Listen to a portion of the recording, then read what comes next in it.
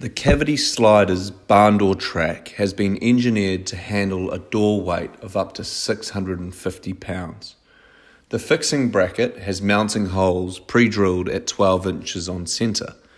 Additional mounting holes can be drilled on site if required. The anodized bracket won't crush the drywall when tightening due to its large surface area. The track also has no exposed fasteners, which provides for a clean look. The hangers have acetal wheels with large bearings that enable the system to run incredibly smoothly. The track can be adjusted in or out from the wall to allow for different door thicknesses, mouldings, and clearances. There is no need to shim or space the track itself.